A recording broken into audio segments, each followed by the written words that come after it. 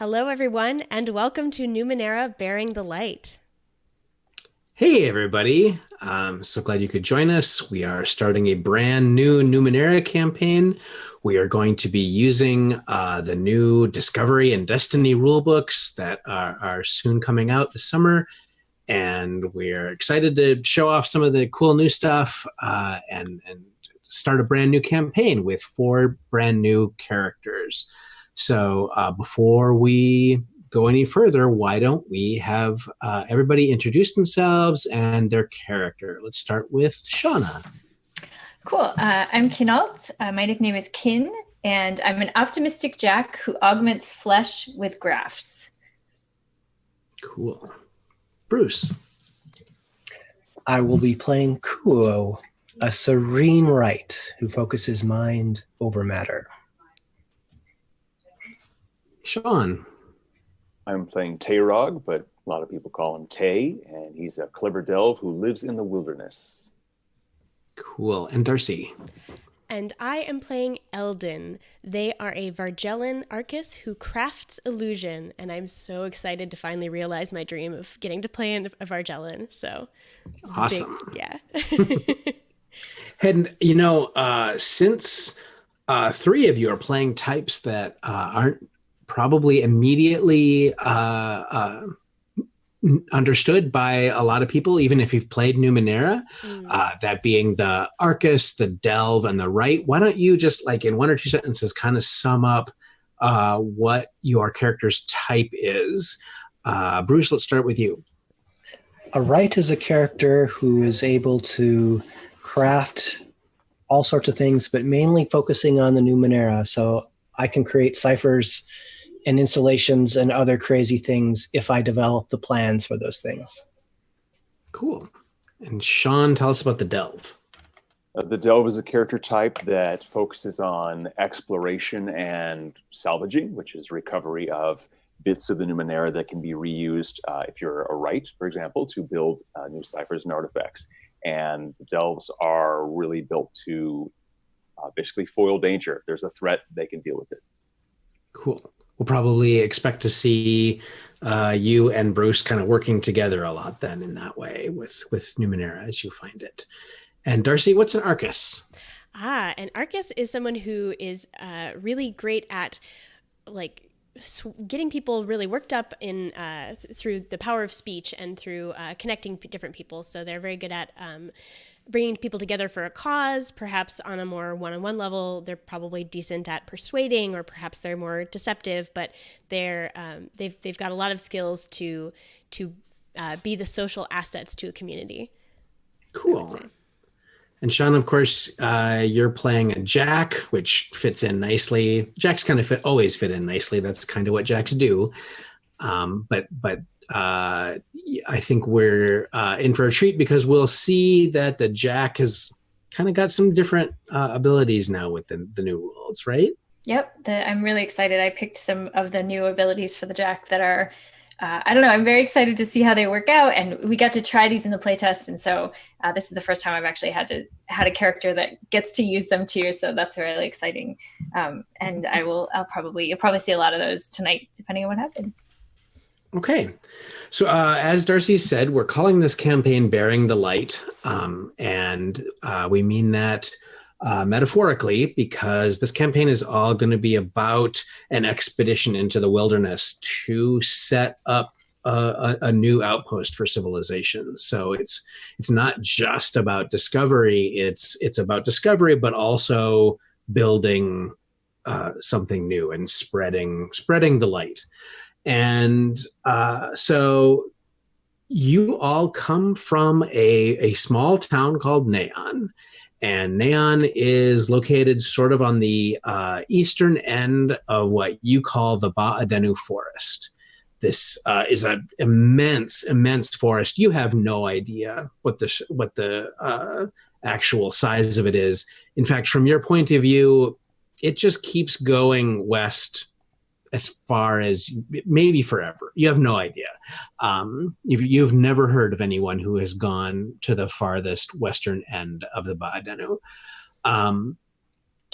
But what your ultimate goal here is to travel forth, set up an outpost, and once that is done, like step 2 will be to set up relationships with some of the nearby Aldea, these being the small villages out here in the beyond. And in order to do that, you have been given instructions to go about 5 days travel to the south. And so with the way you guys are traveling, that means probably about, 6 days travel, because you with your conveyance, you can only go about 10 miles a day. And that conveyance, as I think our central image shows, you have been given 3, well, you can call them just wagons, but you might call them float wagons, because what they are these Numenera float discs that you have built, or someone has built, basically covered wagons on top of. So they are like wagons, but they don't have wheels. And the benefit there is that they can handle, you don't have to worry about them getting stuck. It can handle pretty much any terrain. They are pulled by creatures. There's kind of woolly oxen-like creatures. And I am not finding the name of these creatures. Ooh, sorry. I didn't know they had a Bora. name. They do. They're called Bora. And they're kind of these fluffy, woolly creatures. They're not fast, but they are very sure-footed, and they're going to be able to take you pretty much anywhere you want to go. So the float wagons move about 10 miles a day, as I said. Now, just so you guys have perspective, if you guys just want to take off at any point, you can go overland about 12 miles a day. So you can go faster than the wagons can if you wanted to at any point travel off and then come back, you work that out.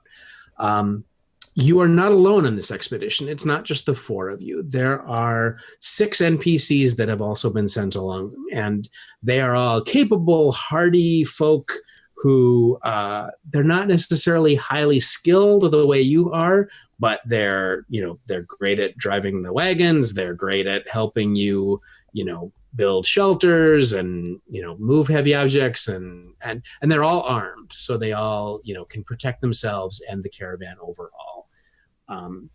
We can get into these people more later, but their names are Joe, Mayan, Eston, Lunasol, Alia, and Morit. And the first 5, Joe, Mayan, Eston, Lunasol, and Alia, are all sisters. Each one of them about 1 or 2 years apart, but they all have a distinct familial appearance, and they're all close. Morit is kind of an older guy. He's a little quiet and gruff. And so the first thing that you have to do is make a decision. And that is, you've basically got 2 destinations that you can choose from. You can travel to a known Numenera ruin, a prior world ruin that is like this old tower that is not quite in the Ba'adanu. It is more on the plains to the east. Or you could head into the Ba'adanu itself, where the people of Neon originally tried to set up an outpost, but something must have gone wrong, because you haven't heard from that outpost in well over a year, and you were supposed to have heard from them by now. So you can go check that out. Just so you know, each one of these things is about 60 miles away from Neon, and they are about 15 miles apart. So you kind of have to choose one or the other. And just to, again, give you guys an idea, that's a 6-day journey to either one, and it's about a day and a half journey between the 2. So what do you think? I look to Elden and I say, did you know anyone from this earlier settlement, Elden? From the settlement, no, I did not. Although I heard many things about them. My mentor, Lacet, may they rest forever unchanged. Lacet, who recently passed away, told me much of the people there. They were very capable, and so I do not understand why it would have failed. It seemed that they had everything available to them, and so I am certainly very curious to understand what happened there. Elden is like scruffling some of the bora. Elden really flocks to the big fluffy mammal-looking things. However, Numenera ruins are always fascinating and can hold many wonders. So, what do you all think? I personally would like to check out the settlement just to see if we can figure out what happened to those people and if there are any resources left behind that we might find useful. Mm. Ooh, Shanna, can you? I got it. I was just talking. I was going to say, I bet they're still alive. I bet their communication devices just failed. I bet it's a thriving community, and we're going to go there, and we'll be able to connect our town with them, and all kinds of great things will happen. What a vision! I would like that to be true. Enthusiasm. I think that I wouldn't mind saving anyone who is in danger. Of course, I would like to find them all alive, as Kin suggests, but we should be prepared for something that wiped them all out as well. A tempered response. It sounds like we should go to the outpost then and find out what happens. That would sate all of our curious needs and perhaps do something very good for our community. I instruct the sort of the other, I go and tell the other people, the Six Sisters, and of course the Gruff laureate, of our new plan, and sort of let them key them in on that. It seems clear that they look to the four of you as sort of the leadership team, the group of people who makes the decisions, and they're just kind of happy to follow and do as they're told. When you leave, well, Morit is he's kind of quiet and keeps to himself, but the others are all very eager. They are happy to be on this expedition and are looking forward to finding something more interesting than what's within the walls of Neon. Is there anything specific that I might have been told about that the outpost that we're now going to, about as Tayrog said, resources they may have left behind, or as Kuo was curious about, people that we might look forward to seeing there? Or is it a little out of my wheelhouse? No, you know that, like your team, they were sent with some people who really knew a lot about the Numenera, probably another Wright to help create some structures with some plans and building and whatnot. Much like you were, they were probably sent with some parts and iotum and whatnot to help build things. And you also think that there were about 10 of them as well. And of course, it's not just the community that we need worry about, but the expedition sent before us, which never returned back. I fear a worse fate for them, perhaps, than a missing communication device. So we should beware, and everyone keep an eye out in this forest. And we have a good sense of how to get there, right? Yes. In particular, you, Tay, you're sort of, well, I'm not going to tell you what to do, but I think people are looking to you to be the sort of navigator a little bit and understand the best way to get to places and whatnot. My keen eyes are always looking for the true path. Cool. All right. So most of your journey is quite uneventful. You travel for quite a few days, get to know your team a little bit better, and have a fine time. I will let you guys know that your expedition is being sent with 20 days of food, and that's for all 10 of you. However, if you are actively hunting and gathering during that time, you can easily stretch that to 3 to 5 times that. So you've got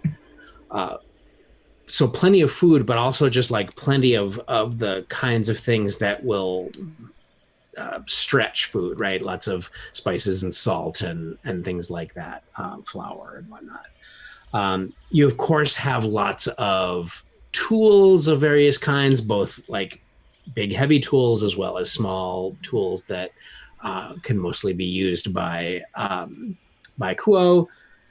And also you've got 200 units of parts, which is just our way of talking about like metal plates and springs and whatnot, the struts and things like that, so that should you want to build anything, you can build something. And Kuo, you've got plans for a couple of different Numenera installations that you can build. Do you want to inform the team what that is?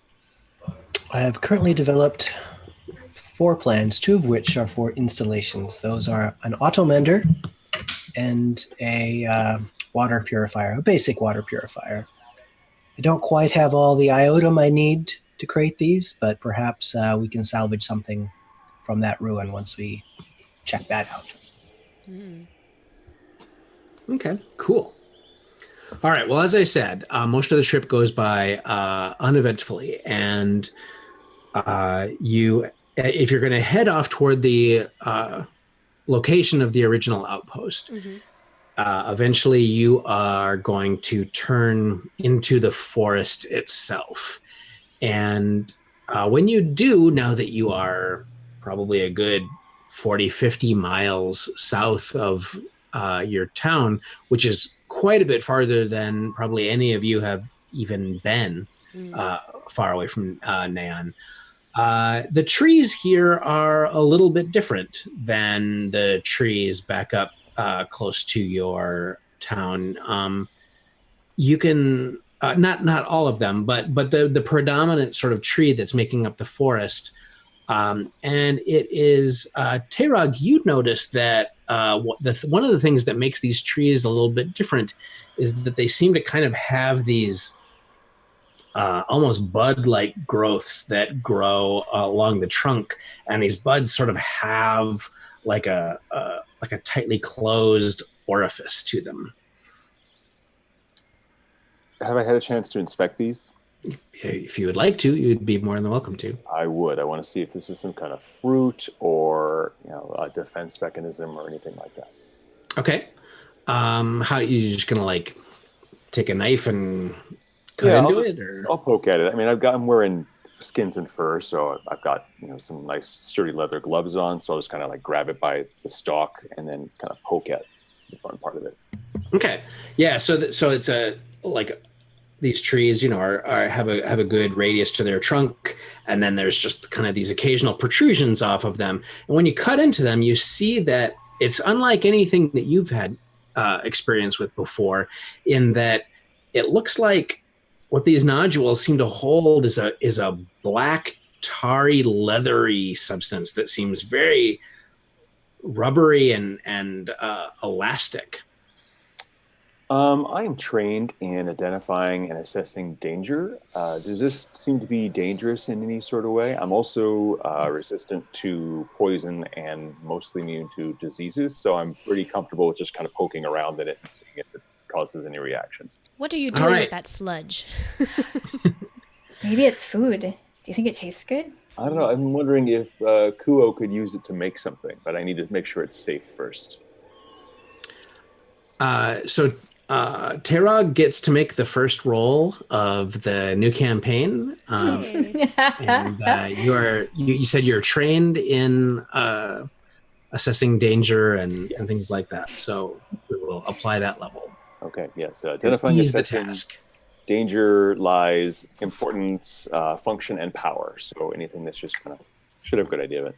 I'm not too good about lore, so I probably haven't heard of this before, but could figure it out. And my roll is roll 13, and I'm trained. Okay, Great. So, yeah, you have never heard of these trees or whatever this substance is, but you are smart enough to know that you think that these trees maybe can excrete this substance, which, based on the way it flows out, would kind of coat the outside of the trunk.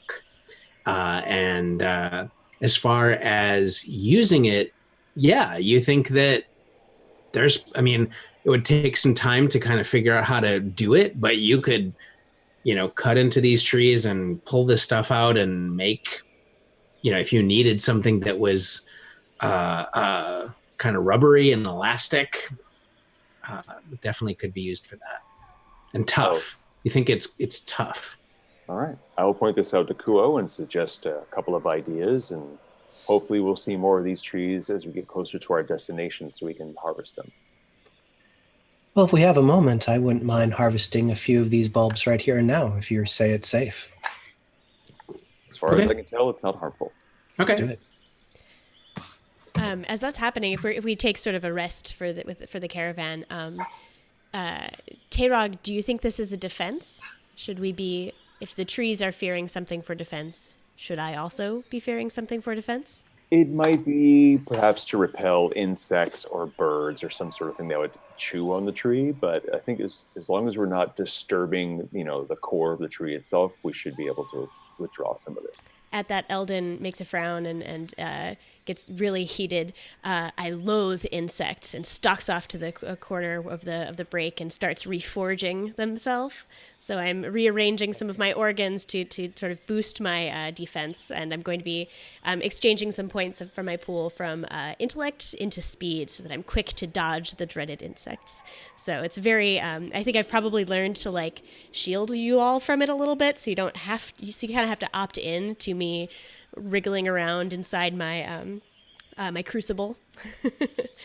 but I'm gonna go do that for. So we have about an hour, if that's okay, Kuo. Okay. Given an hour, you can.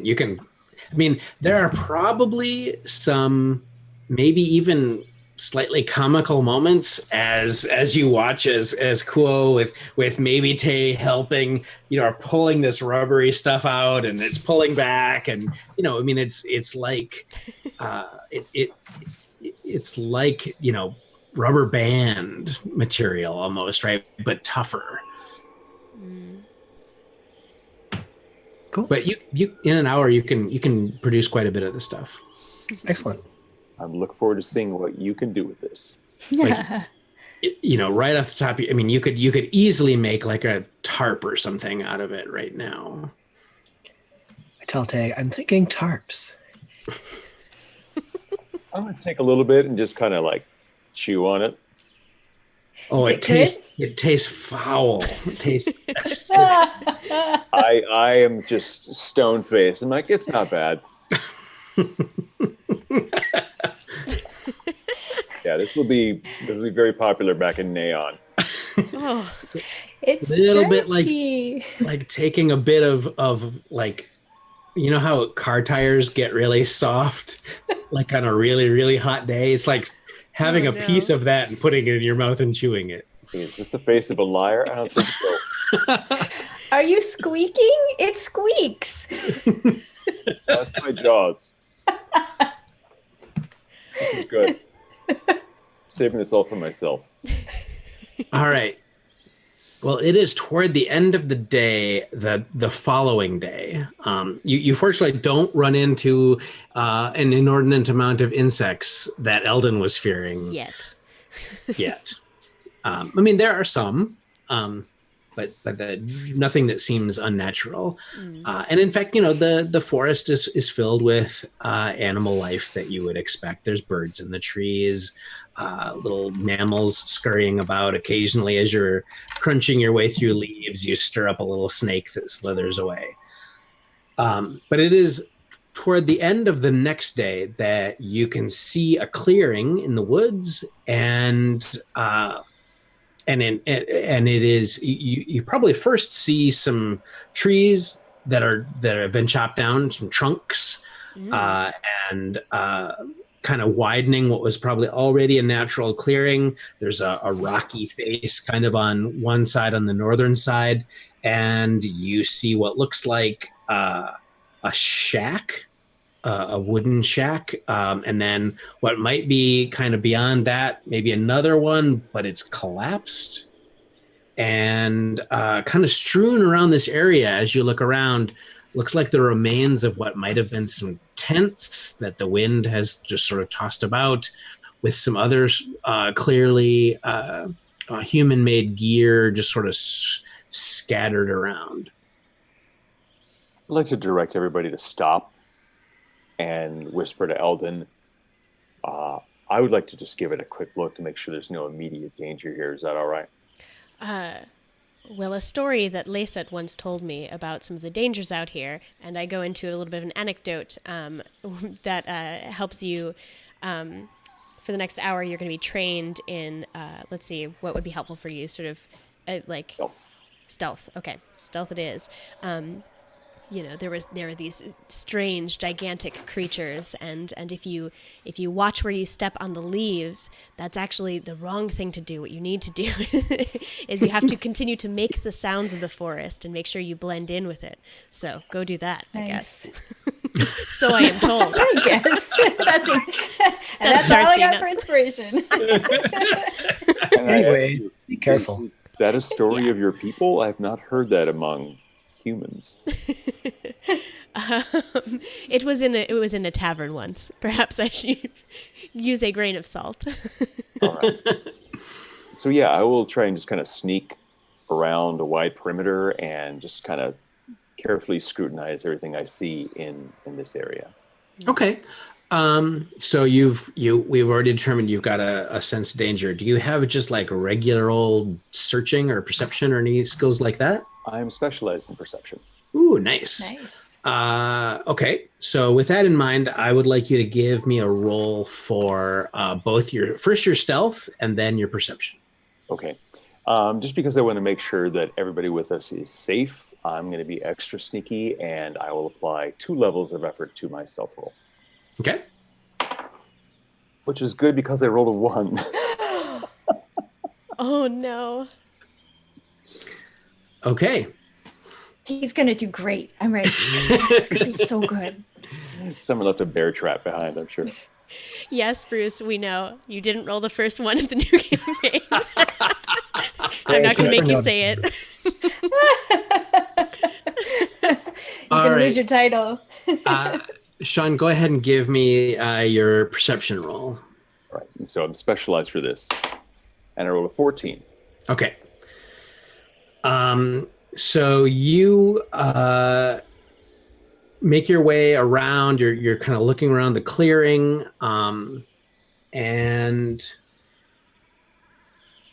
so you're seeing the stuff that I mentioned before. There's an intact shack, a collapsed shack, some tents and whatnot.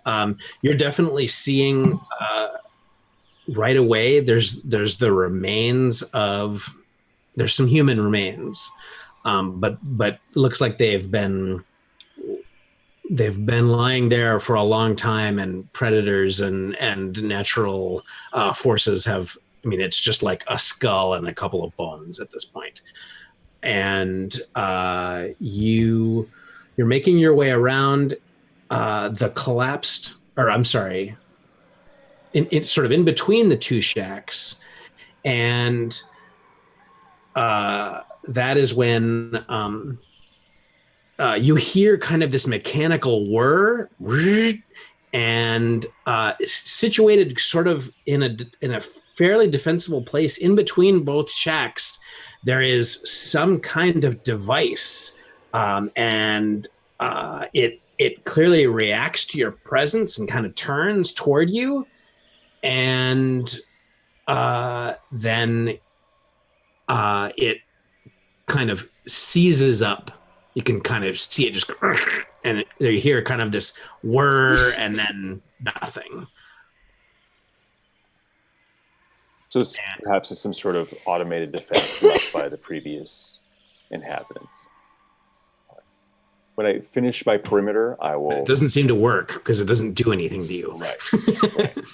I will return to Elden, and I will brief the other three of us about it. I don't know if anybody's particularly squeamish. That's why I'm not saying, "Hey, there's a dead body here." But I will point out that yes, there is a dead body, and I did see anything other than this machine. Actually, once you completed your circuit, you saw that there were multiple bodies. Okay, so there are several dead bodies here. But I was not able to see any particular danger other than that defensive machine, which doesn't seem to be working. What did they die of? It's been a while. It's mostly just like a skull and bones. They've been picked over, so it's hard to tell. But I can take a look. Was that the GM intrusion, Monty? You can. Yes. Okay. The GM intrusion was basically that the device kind of shut down. Cool. I think we should investigate a little more thoroughly to understand what happened here. Tayrog, do you think it's safe now that I think it's safe, Monty, right? Yes. Yeah, you didn't see anything that was a threat. You haven't gone into the shack or like searched carefully through the other shack or anything, but there's nothing. There's no traps or creatures or anything around in here. It's very quiet. It's safe to go in, but before we take a look at any of the structures, I should take point on investigating those. I trust you. I think our the sisters and Morit can stay behind and guard us behind there, and the four of us will go in and investigate the shack. But you take point, Tayrog. Lead away. I trust you. Okay, so I'm going to lead us just into the center of this camp. Just get a good sense of it, 360 degrees, and point out where I saw some of the bodies, if anybody wants to look at them, and if there are no objections, I will take a look at the remaining structures. I'm just going to take a moment to set up a swirling area of mental power around me that will help deflect incoming attacks. Probably a little bit of wind blowing in my hair that you notice. Someday you'll have to teach me how you do that. It is so beautiful. I whisper and then get back to the task at hand. So we don't see anything as we're looking around the 360 view. Everything looks safe, right? No, it definitely looks safe.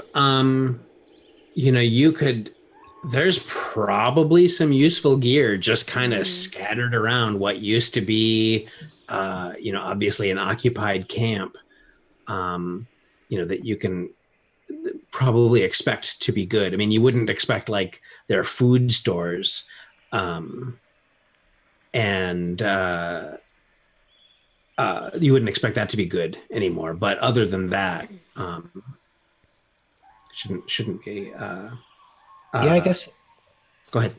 I was going to say once. If nothing attacks us within the next 10 minutes after we search, these huts, I would like to suggest that we, find out if we look at all the bodies, see if we can figure out what position they died in. Were they running? Did they collapse if possible? And then do a total inventory of all the potential building stuff that we could use to secure and start building our own much more defensible camp. Okay. So what do you want to check out first? Tayrog, you said you were kind of leading the way. Once I get everybody into the center of the camp and they can see where things are, I want to take a look at the shack, just in case there's a predator hiding in there or another body. Okay.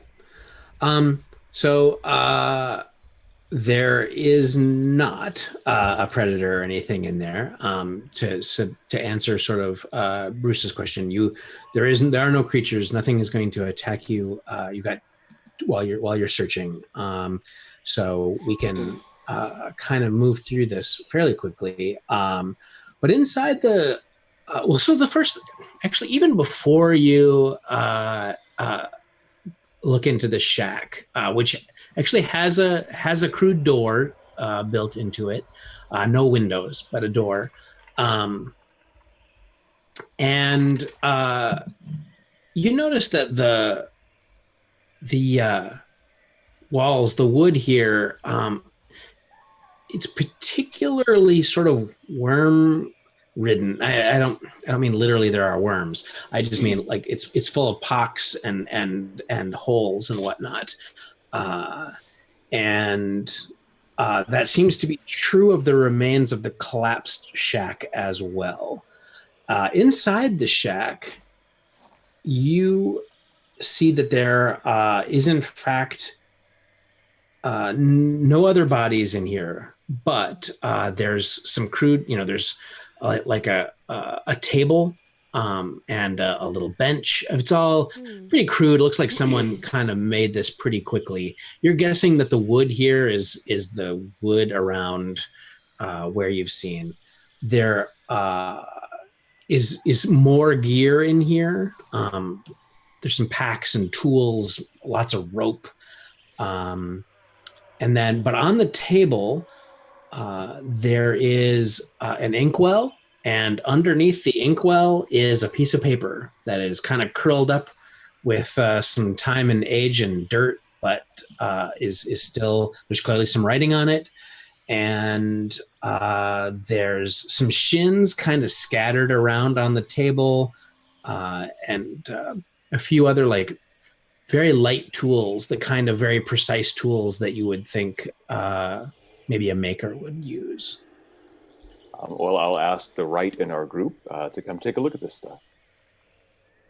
Well, Kuo's eyes will fasten first on the writing and reach for that to see if he can decipher what it says. Okay, you absolutely can. It is written in a language that you speak, that is common for the people of Neon, and it is a note, and it is addressed to someone named Elevar, and it says, "Elevar, we are going to the cave. The ground storms are getting worse," and it's signed Bick.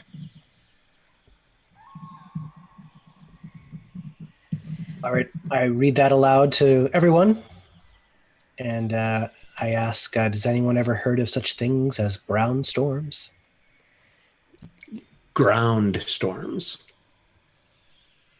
Do we know the names Bick or Elevar? Elden probably recognizes the name Elevar as someone who was on the original expedition. Oh. Kin, I think you may have been right. Perhaps they have not all escaped, but this is very hopeful. Helpful and also dangerous. Ground storms I have never heard of. Is that maybe a term for when the ground shakes? Is it a local term for that? It's not a term you've ever heard of. Do we know of a cave in the area? Like, we don't know this area that well, I don't think. You don't know it at all. Okay. Right? I just meant like if we sent people out, maybe we knew kind of where they were going. How about the rest of you look for any notes or such about the cave or directions, and I will check the perimeter again and see if there's, an old path that might have been overgrown but originally led in that direction, just because I'm good at spotting the sort of details and about tracking and navigating.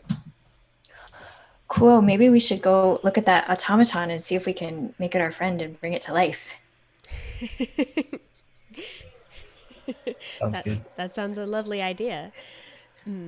I will stay here and catalog the items in here, looking for something useful to tell us where they went, perhaps. So I'm meticulously setting things out and annotating. So, Elden, you're finding, useful gear that you could certainly add to your own supplies. You're guessing that this shack might have been used as an important storage place for the outpost that they had built.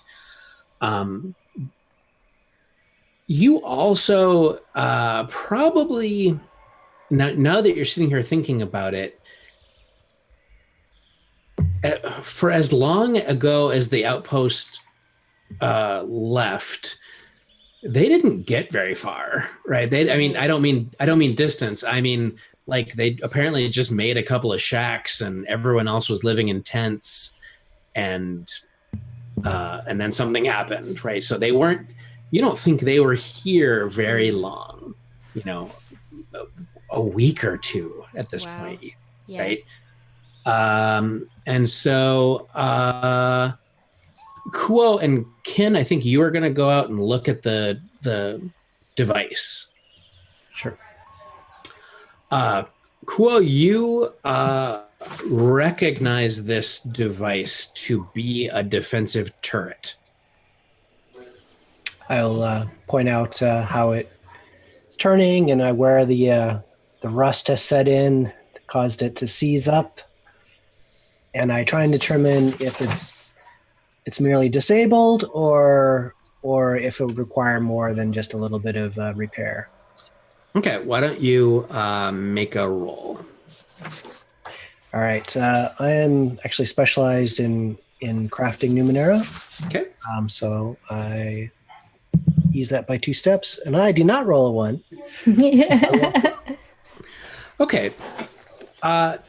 So there's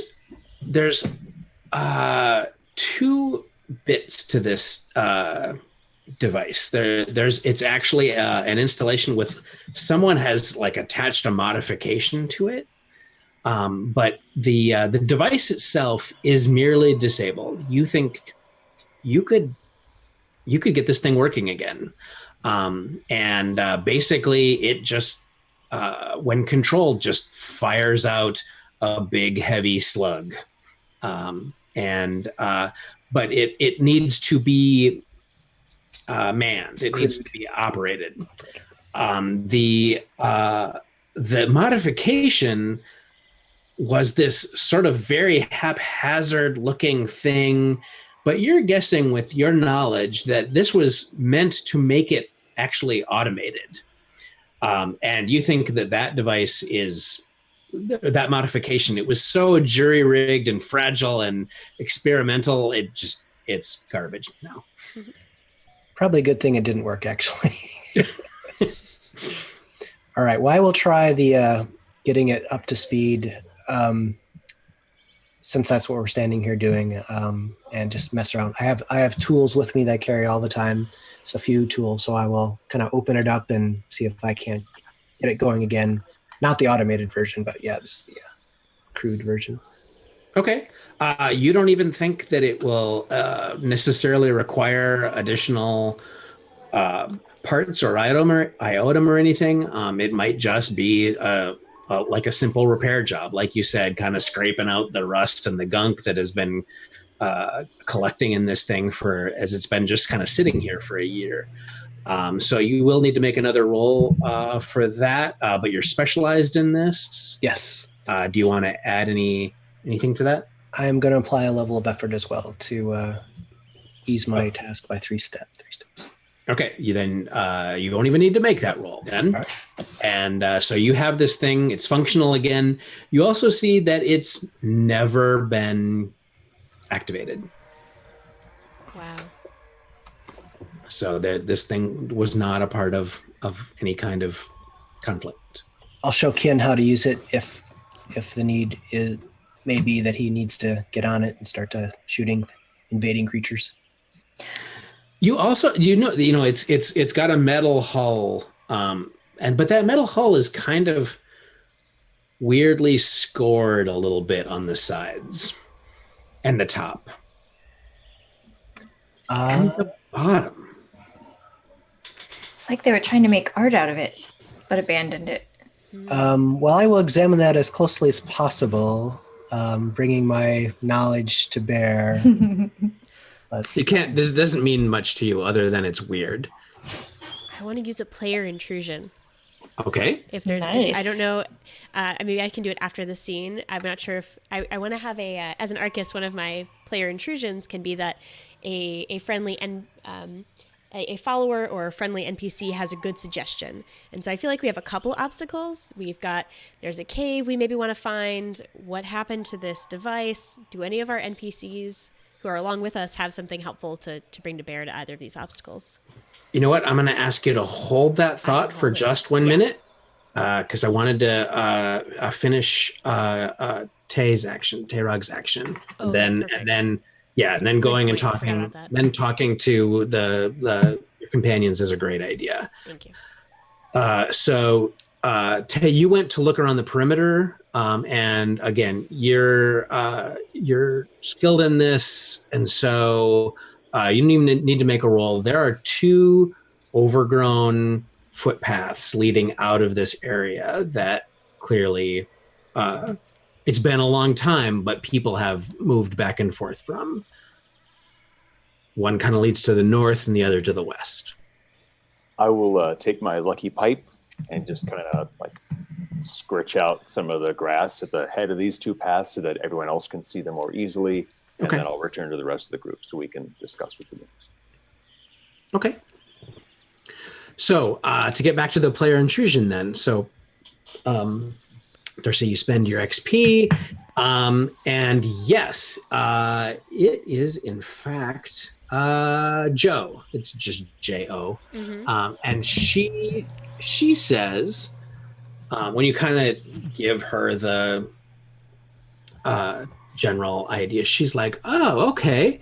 Well, and she notes that Tay has just marked 2 paths, and she says, I noticed that they didn't set this camp up next to water. They're going to need water. I'm guessing that one of these paths must lead to a water source.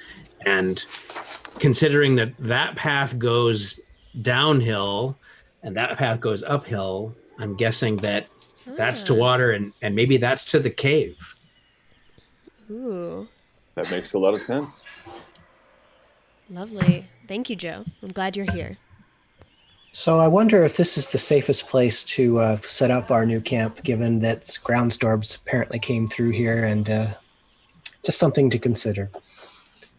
Yeah, I agree. I think we should grab what's immediately grabbable from here and maybe try and find this cave, which hopefully is more secure. Mm-hmm. Although if it's halfway between the water and it has a automated turret, that also argues for it. But yes, I agree, Tay. Let's find this cave. Should we leave everyone else here, or should we take everyone with us for safety? You think that it would be difficult to follow the path if the path that you think leads to the cave is where you're going to go? You think it would be very difficult to get the wagons up that path? Let's leave the wagons here, and I will show either Joe or Mayan how to use the turret, and they can guard everything with the help of that installation now that it's fixed. Okay. Mayan takes to that she takes to that faster than any of her sisters. So she says, "Yes, I'll take care of this." She looks kind of eager, like she'd really like to fire it off. Has Joe mentioned other does it seem that she's good at navigating and things like that? It might be good to have somebody here in the camp who I can take under my wing if we have to be away for a little while. Of anyone, she seems to be, not to put too fine a point on it, the most like you, right? The most adept in the wilderness and whatnot. Okay. She is also the oldest. Okay. All right. So the 4 of you are going to follow the path? We will only follow it. Perhaps is it getting to be sundown or? It is actually. I think we should. And you have no idea how far away the cave is, right? If this even goes there. Tayrog, do you have a sense of how long we should be gone before they know something's wrong? Do you have what? I'm not used to journeying in the wilderness like this. Monty, how long before it'll actually be dark? You've got about an hour. Okay, so how about we scout out for just far enough that I know we can return back to this camp before it's actually dark. Okay. Not that we have precision of 20 minutes, example, but we can know to go for a little while and then come back. Mm-hmm. I'm sure you could talk to Kuo and given the time and materials, he could make you something that could determine what 20 minutes exactly pass. Ooh. Probably true. Well, and I have a compass and I'm skilled in nature sort of stuff, so I could probably just, use that. Not that I have like a sundial, but that basic concept to figure out how much more time we have. So actually, someone skilled in the wilderness, such as yourself, could use a compass and the sun and get pretty accurate time reads, actually. Yeah, so we'll do that. We'll head out for 15 to 20 minutes, give us a few minutes to look around, see if we spot it farther ahead, and then return to where everybody else is. Okay. I'm going to instruct some of the other folks just to be building us decent shelter, maybe a little more whatever we usually use for camping for the night. Really put up our defenses as best we can because we know there might be these ground storms, so be on alert. Okay, well, you guys have tents. So that if you're going to make camp here for the night, that's what they'll do is they'll start putting up tents and making a fire. Okay. And maybe dig a couple of graves for the remains that we found. Oh yes, you humans in your graves. Perhaps. Kin, what about you? What are you doing? You are muted, Shanna. Now better. I was just thinking about whether we had a way to communicate back with these guys, with our crew, like a cipher or some kind of telepathy, if anybody had any ability so that we could be in touch with them if we absolutely had it to. I don't have anything like that, and I don't really understand how all that works, so that would be someone else's. But I was just thinking what an awesome thing it would be if we had a way to do that. Kuo says, I in fact do have such a cipher. Of course you do. If necessary, I can deploy it. Perfect. But it is a one-use item, and I don't currently have the iodome to make another one. So I have my eyes out for that material. Cool. All right, I will. So you guys are getting ready to follow the path toward the cave. To be clear, there's still a lot of just stuff laying around in the campsite. There's also the collapsed shack, which you're just kind of leaving behind you as well. And you head off. So the going gets slow pretty quickly in that you start to go up some real inclines and you're clambering over rocks and the rocks are a little wet and whatnot. So the going is not particularly quick. And it is, you think getting on close to 20, 25 minutes or so, you are seeing up ahead off in the distance and sort of the dim twilight that is growing, you see an area where there clearly could be a cave, right? The rocks and whatnot certainly indicate that there might be even multiple caves. You're not really sure. But it's at that point that something really weird starts to happen. And this is a group intrusion, so everyone is going to get 1 experience point. And there is kind of this weird vibration under your feet. And at this point, I want Elden to make a speed-based. This isn't a defense roll. Well, actually, yes. Let's call it a speed defense roll. But it's not because something's attacking you. It's because you happen to be climbing over a particularly slippery sort of boulder as the ground beneath you is beginning to vibrate, and even weirder things are happening. But make your roll first. My big fin is sort of standing up on edge. I'm going to spend a level of effort because I had just rearranged my crucible a little bit, and I'm a bit speedier. So let's use those that newfound ability. Let's see. I rolled a 6, and I spent a level of effort. Okay, so you're fine. You just kind of slip to one side, but you don't take any damage or anything. And you kind of get in between two rocks a little bit, which maybe turns out to not be such a bad thing, because the ground beneath all of you, like I said, is beginning to vibrate. And in fact, you can see the soil and whatnot begin to kind of vibrate, almost like, particles on a speaker with the bass turned up way high. And then suddenly some sort of substance, it's kind of this dark greenish substance, starts rising up out of the ground, but really fast. It's almost as though it's raining, but upside down. And this sort of dark greenish, black stuff is shooting up from the ground. And Tay, you are the first one who notices that immediately when this begins to happen, all the trees that are around you, those weird little buds with their orifices open up, and they just kind of quickly flap out all that black rubbery stuff that just wraps around the tree to protect it. But meanwhile, all this stuff is just shooting up out of the ground, and I need... so, Elden, you've already made your speed defense roll for a different reason. Right. You've kind of got yourself into this sort of halfway protected place. I need the other three of you to make speed defense rolls, because this stuff is shooting up out of the ground, and it's not pleasant. It burns. Like liquid insects.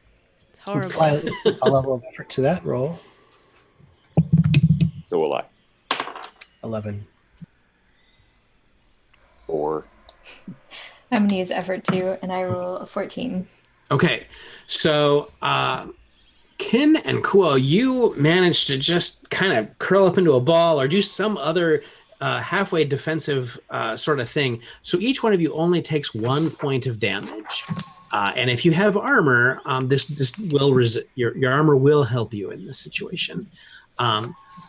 Tay, you are caught sort of flat-footed a little bit by this stuff, and it strikes you. You take 4 points of damage as this stuff just cuts into you and burns, and you can see it it's eating away little tiny holes in your clothing or whatnot. But so it shoots up out of the ground.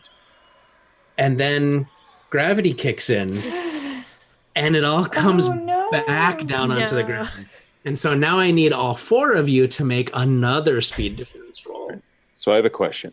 Yes. So does this seem to be like an acidic sort of thing, or is it a poisonous sort of thing? Seems more acidic than poisonous. Okay.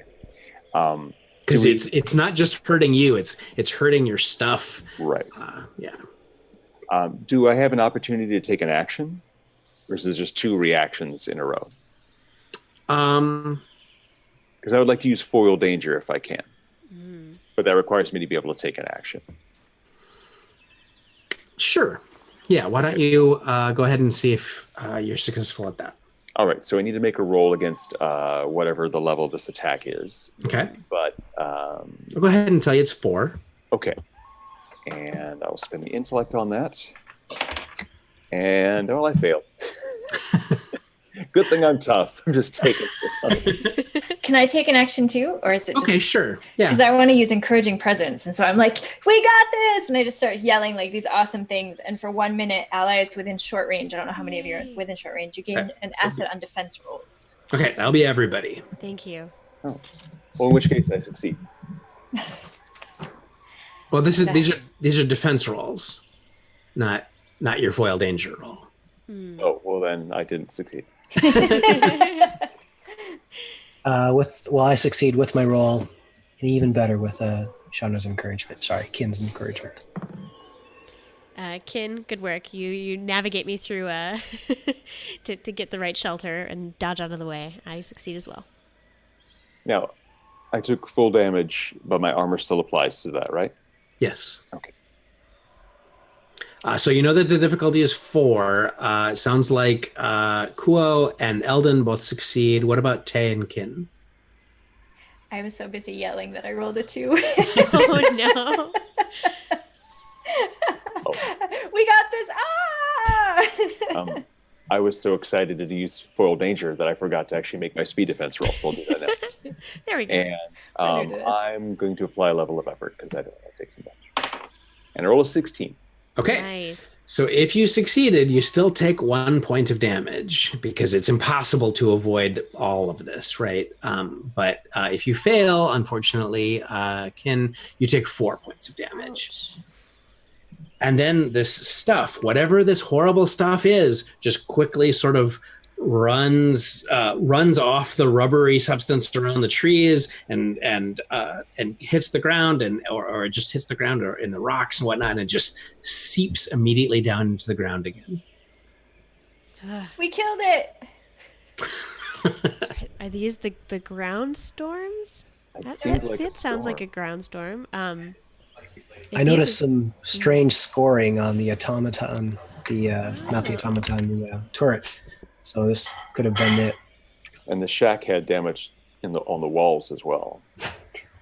Cool. I'm wondering if you could use some of that rubbery stuff from the trees to maybe make protective clothing for us. I had tarp idea earlier. I think I'm going to go with that. Should we head back right away and see how everyone is doing back at the camp?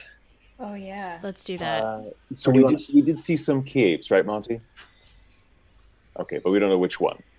Yeah, I agree. We should head back to the camp and check on everybody and prepare some defenses, and then tomorrow we can head out to a cave. Or if the storms continue, we can all get shelter in the caves. All right, let's head back down. Project Tarp is go. Okay, so you get back to the camp without any problem. Just as the sun is beginning to set, they have managed to put up the tents. They've started a fire. They've broken out some of your supplies to start cooking. Looks like they've gathered some of the loose supplies that were scattered around this area. And they do not look like they suffered anything. Whoa. Maybe it's very localized then.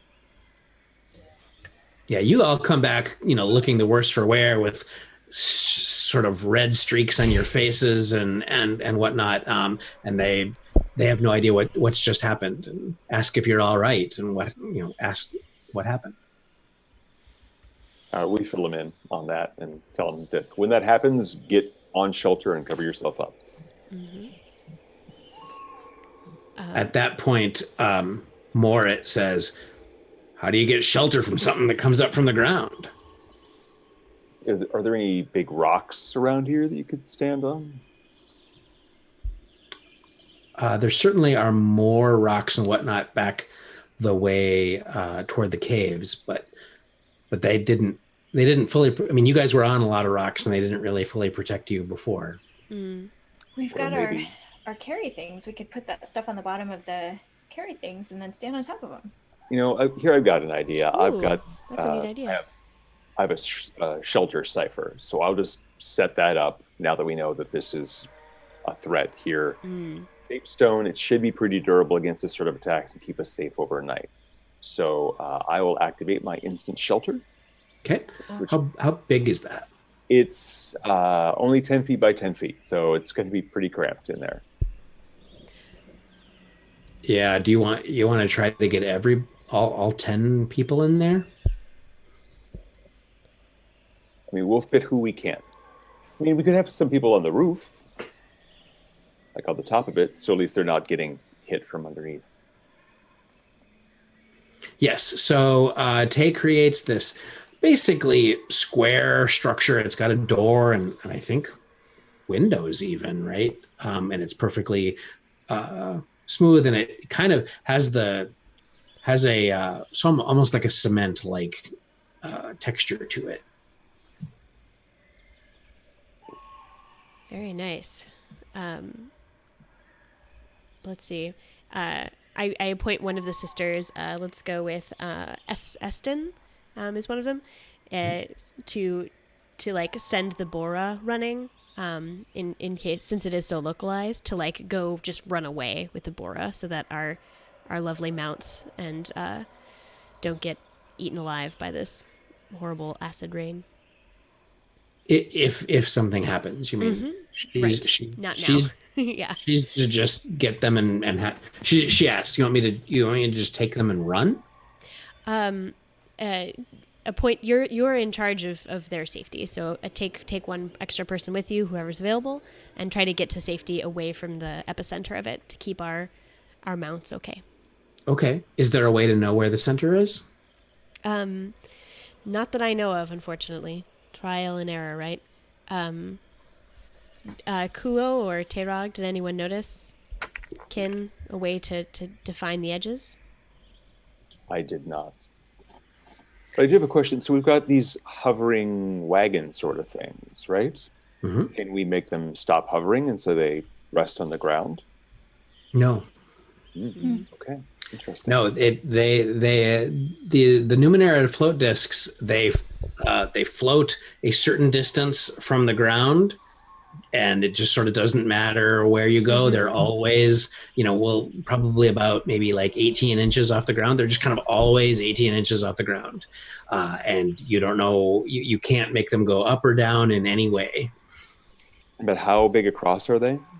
They're maybe about 6 or 7 feet across. Okay, so if we needed to, like somebody could rest on one of those, maybe with one of these kind of rubbery tarps for a bit of protection.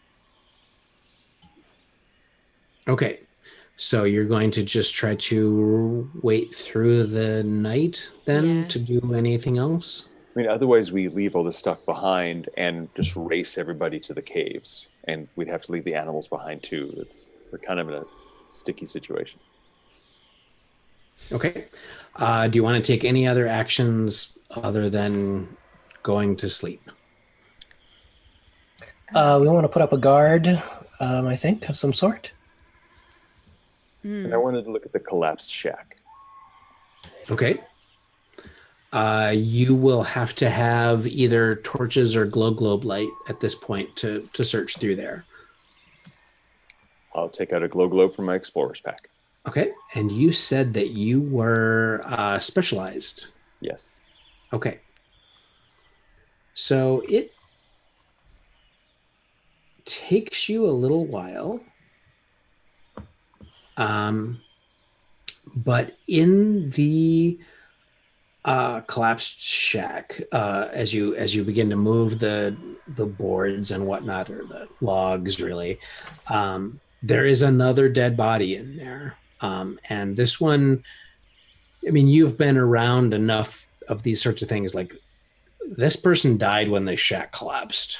They've been, their body is decomposed and whatnot has eaten away at them, but you're pretty sure about that one.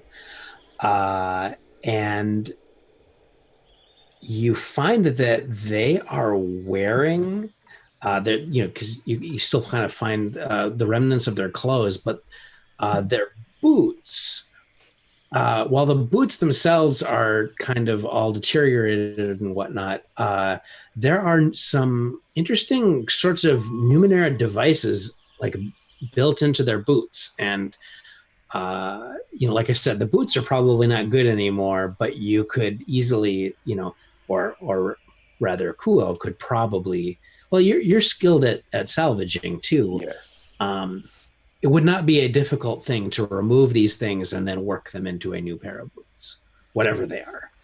I'll take those and, sorry, go ahead.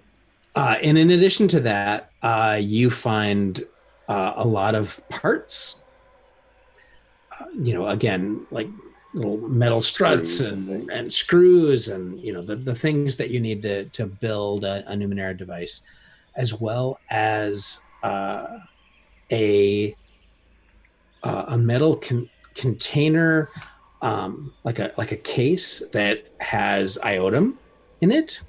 And again, you are skilled enough in salvaging. This is a sort of salvaging, that you can recognize that what you have here are 2 units of responsive synth, Ooh. 5 units of synth steel, 1 unit of pliable metal, and 1 unit of quantium. I'm going to pull all the stuff out of the crushed shack and call Kuo over so he can categorize it. Okay.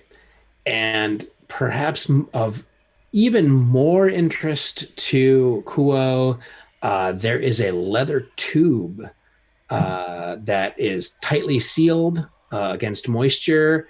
And when you open that up, it is clearly filled with what either one of you can recognize as being like the notes and plans of a Wright.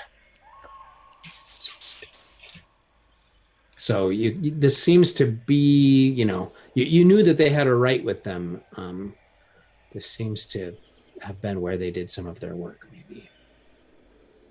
Well, Kuo's serenity cracks a little as he kind of vibrates a little as he's looking at all this material. Cool. Kin, if you're around, I'm not sure what your plans are, but Elden is probably going to come over to you and ask some advice on if we find people have been hiding out there for so long and have lost so many of their compatriots, how do I approach them and make them feel safe? Do you have any advice for what these people might be feeling as humans? This is a situation I haven't encountered before.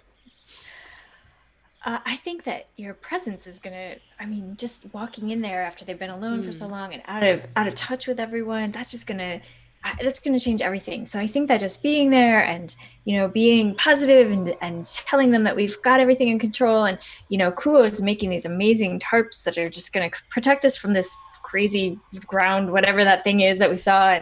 And so I think that just being there, we're just gonna make a huge impact just by doing that alone. You don't think I will scare them? No. Why would you scare them? They're going to love it. If you say so. Okay. Later, once we've kind of regrouped, and right before we fall asleep, maybe to do the guard, Kuo would like to suggest that tomorrow we check out the caves and then just head towards that other ruin that we were originally going to go to, because this seems like a really dangerous place. Look at these trees. They've grown over who knows how many years to have this defense against this terrible attack. I don't think it's something we can just deal with by wearing tarps all the time. Oh, I didn't mention, but probably about 5 or 10 minutes after what you think is a ground storm, the trees just sort of, with a weird sort of sucking motion, just drew all of that rubbery stuff back into the trunk. Oh gosh. That's the defense mechanism we need. Forget tarps and capes. We just need to be able to just... We need orifices with horrible... I could probably graft that into my skin and make that happen. I mean, it seems like a barnacle feeding sort of thing. But yeah, it would be interesting to see you try and attach one of those to yourself. It would, wouldn't it? I do not think everyone takes to grafts as well as you, however. So Ken, when people look at you, what do they see as far as what is grafted to you right now? What I have grafted to me right now is my arm. I have a ray emitter on my arm that paralyzes whatever it shoots at. So my arm has like this. It's almost like I have like a mini arm underneath it that kind of comes and has a bend, and so I have it all grafted right under my skin. And I did it myself, and I was awake the whole time because I have a very high pain tolerance, and I'm very proud of that. And so I certainly don't hide it. It's just this sort of gleaming element along there, and it changes. Like, maybe someday I'll change it out and put out something in or add a new thing. That's my special one right now. Isn't it beautiful? So eventually you might be able to learn how to graft creature parts the same way, right? Yeah, but creatures are hard. They have to be like the closer. Like I could do something apart from Elden because they're closer to human. But like one of our pack animals would be really hard. Not that they really have any skills, so that would just make me furry. That'd be You cool make though you too. adorable. I'm just wondering, maybe Elden could train you because Elden, you can move your organs around and stuff, right? So it's a similar skill. I'm sure it's basically the same thing. I think I would love to understand more about what you do. Perhaps there is something we can mutually learn. But I wouldn't go slow. It is a delicate process. I can graft a new heart. That sounds like a good idea. Well, the night passes without ground storm. Good. And so, even those of you that didn't quite fit into the instant shelter that Tayrog provided still have a fine night's sleep. And your team is in the next morning going to, start. Well, they inquire, are we going to continue camping here or are we going to move on? Should we break the camp? I look to Elden and I say, I think it would be safer for all of us if we broke the camp and tried to head towards other place, the tower. I could be wrong. Maybe that's crawling with predators. But we're going to rescue the people who are still alive from this camp first, right? In the caves? If they remain alive, yes. So I think we should break camp, accept the instant shelter, if it is possible to keep that going a little longer. I would like to dismantle that last. It's permanent, so it'll stay here. How wonderful. Lovely. So break camp, get ready to move. We and the perhaps, does everyone need to come or just the four of us? Do you I was thinking they could break camp and the four of us would go investigate the cave. Perfect. Let's do that. Okay. You know that from your experience in the evening prior, it's going to take you, not quite a half an hour to get there to that general area. And then, like I said, it's kind of this rocky area rising up out of the woods where there probably are multiple caves. I imagine everyone took their 10-hour rest to... Correct. I need to take a couple more of those last night because I got hit by various things. But Kin, I think you help people with their resting. I Don't you? do. If, just because I'm so positive, if you're close enough with me to be excited by my positivity but not irritated, you get +1 on your recovery rolls, as long as you're within short range.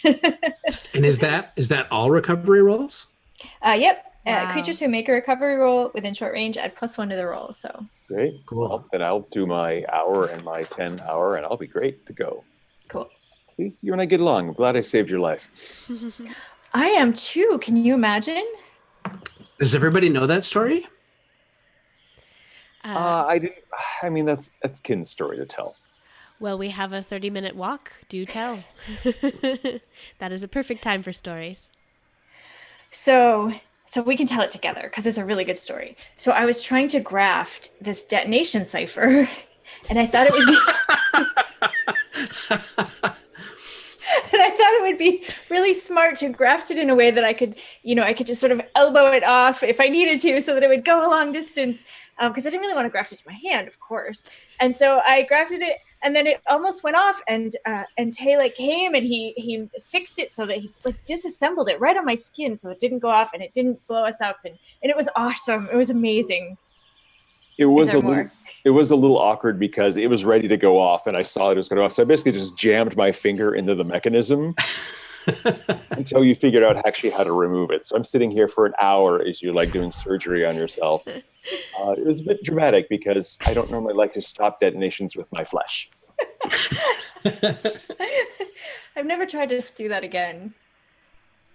And I appreciate that. Practice makes perfect. After that story is told, you find yourself back up in the area of the caves and the tumbled boulders. And so, what do you do?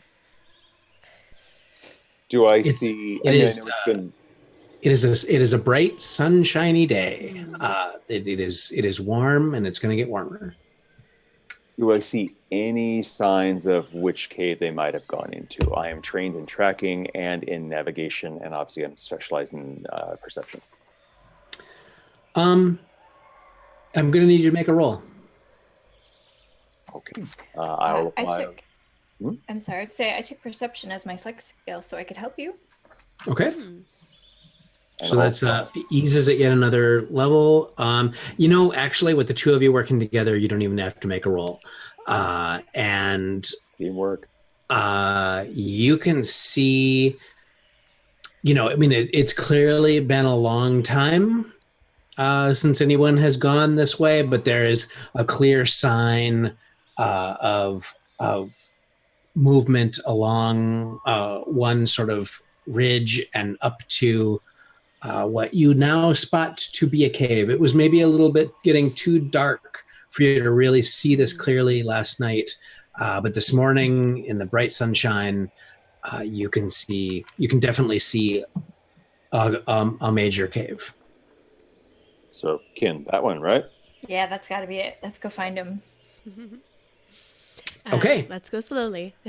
They might be alarmed. We can call out the name Bick. Okay. So was that note addressed to Bick or from Bick? From Bick. Okay.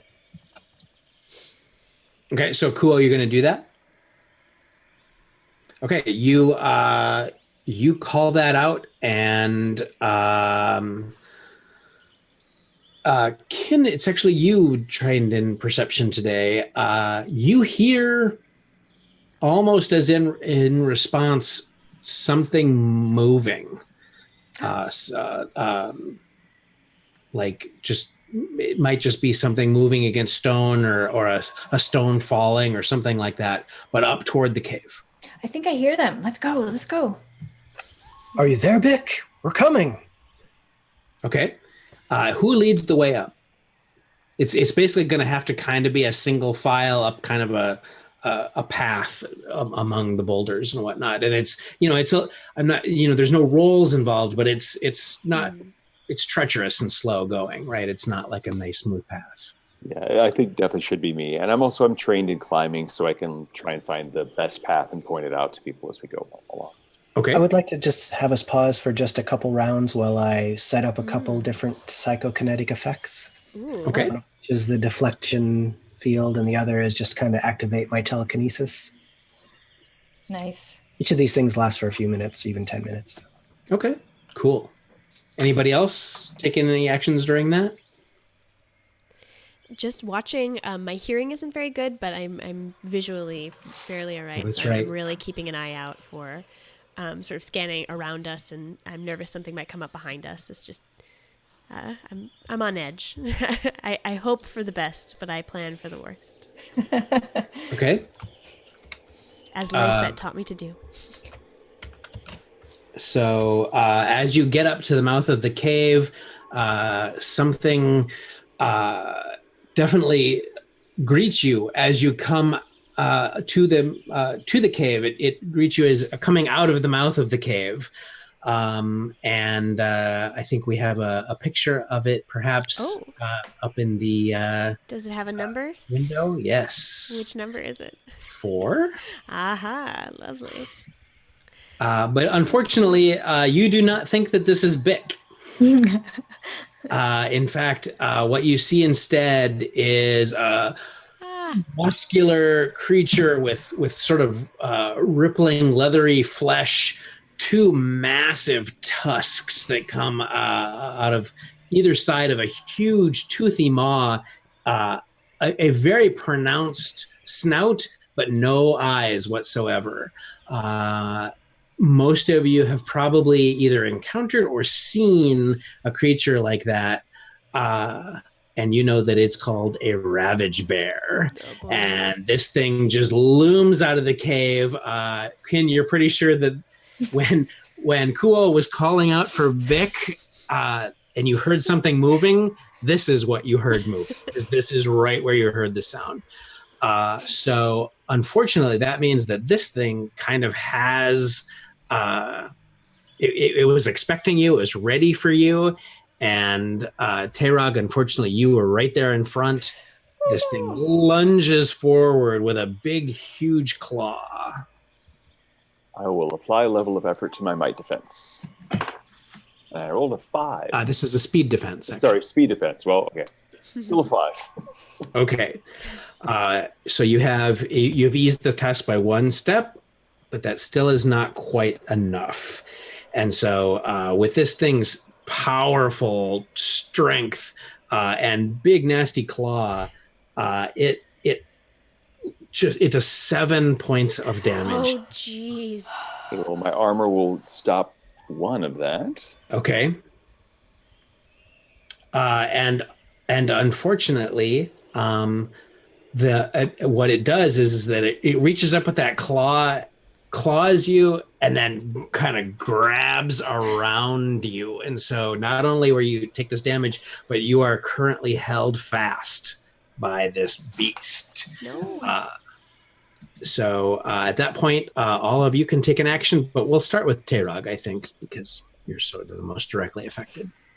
I would like to use foil danger on this. I can negate sorts of danger to this. So I'm thinking either that is jamming my lucky pipe in its mouth so it can't bite me, or trying to find like a weak spot in its muscle that'll like let me go, or just anything to keep it from harming me this round. If it ends up still holding me, that's okay, because I'm kind of distracting it from everybody else. Okay. But I want it to not hurt me. Okay. You are right that you think that the next thing it's going to do is probably tear into you with its tusks or its teeth. So go ahead and make your roll. All right, I'll apply a level of effort to that. Okay. And I roll. I'm going to spend 1 XP. There you go. That's a 13 plus 1 level. Okay. So you take, like you said, exactly as you described, you take your sharpened pipe that you use as a sort of an all-purpose tool and weapon, and you just kind of shove it up toward its mouth, keeping its head away from you, at least for the moment.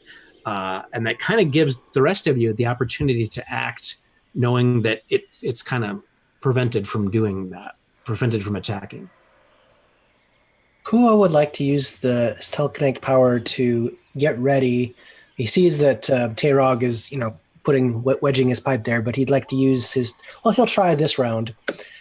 He'll use it next round to help Tayrog escape if he's still caught, but this round he would like just to try and pop him free by pulling him out of this creature's grasp. And the way this telekinetic power works is I basically got a pool of 10 might with an edge of 1. Whoa. And I can apply 2 effort. So I'm just going to use this telekinetic power to an effort of 2. All right, so I guess I can apply 2 levels of effort. Okay. Which will be 4 points out of the pool of 10. And I'll roll. What does it look like when you're wielding your telekinetic power? Extend my hands forward, and there's probably a translucent sort of shimmer that envelops Tayrog. And I roll 17.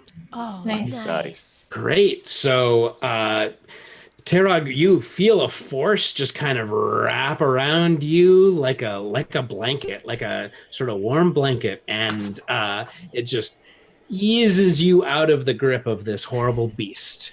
But you can continue to use your weapon to ward off this thing, so you're still going to keep it from attacking you.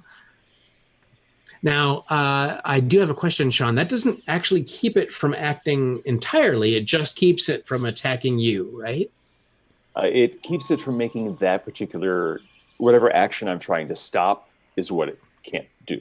Okay, so it's not going to be able to bite or anything at all. Okay, great. Let's go to Kin. What are you going to do? I'm going to yell, "I got you, Tay!" And I'm going to put out my arm for my grafted cipher, and I'm going to attempt to paralyze it. Okay. Which is what my cipher does, paralyzing ray emitter. It's a level 8, and it paralyzes the target for up to 1 minute, and then it's 5% of these devices paralyzed for an hour. Whoa. And then do I roll for that? Yes. Well, you'll make an attack roll, basically an intellect based, or actually no, this would be a speed based roll because you're targeting it. I will spend a level of effort. Okay. And I roll a 14. Nice. You hit this thing, and with your powerful paralytic effect, you see that its muscles just kind of begin to twitch and go rigid, and it kind of almost falls to one side a little bit as it just kind of is quivering under the effects of your technology. Yeah, we have 1 whole minute. Oh boy. Great job, kid. Very nice. Yeah. So, Elden, do you want to take an action immediately? Yeah, Elden dances forward a little quicker than usual as I still have my points rearranged from my crucible yesterday, so I'm speedier than I often appear to you. And so I'm imagining that a little bit like noodly armed. I don't know, just sort of like ballet dancery, right? I'm a little more graceful than usual. But I would like to dance forward now that I can get right up close to this thing because it's paralyzed. And I would like to pull a little ring that doesn't quite fit on my fingers, but I have it sort of on a chain and it's got a light on it. And I'm going to apply this shocker cipher to this thing. So I'm going to little flip a switch and toss that ring at it. And it does 5 points of damage. Okay, well, considering that this thing is paralyzed, there's no attack roll or anything that you have to do to it. And so you're just going to shoot electricity into this thing with your cipher and inflict 5 points of damage to it. All right. Yeah, I mean, if it wasn't paralyzed, it would probably react more dramatically. But as it is, it just kind of moans a little bit. All right. So you know that this thing is paralyzed at least a minute. We don't have to stay around by round if you don't want to at this point. But you can continue if you want to take another round of actions. I would like to bind it. Okay. Does anyone have an objection? I have a bunch of rope that we took from that one shack, so let's bind it. Okay. Yeah. You've got time to just wrap it all up. So Kin, I think we need you to make a couple of rolls. So this is the first time you've used your paralysis cipher. So we need to determine if it's one of those that paralyzes for an hour rather than a minute. So roll percentile dice, and basically if you roll a 0-1 to a 0-5, it is. Nope.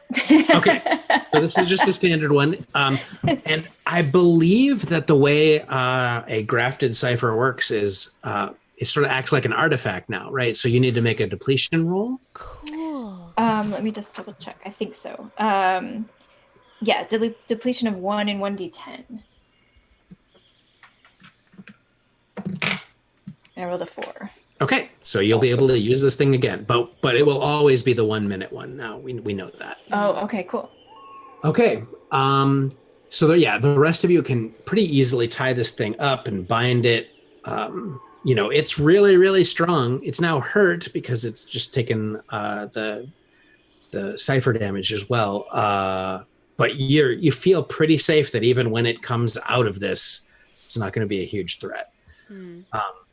You can also see while you're taking that action that, so you think that this cave is probably its den, right? Its lair, but it also looks like it was a place where some humans used to take shelter. Right. There are some in this place, like the human remains are even harder to identify. It's like a half of a skull that's been kind of cracked open and whatnot. But there are two there are two metal cases that are pushed toward the back. I say we go in. I'll hold up a glow globe and start walking in. Okay. Yeah. All right. So I'm going to note that you found that thing that was built into the boots last night, but you have not yet sort of identified it in any way. Just as a reminder. So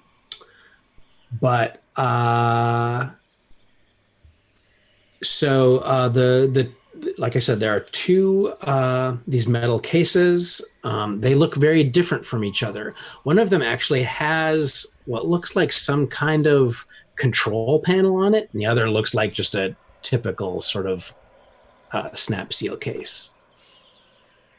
I'll grab the one that looks more dangerous. Which one's that? Probably the one with the controls on it. Okay. It's quite heavy And very strong. Okay.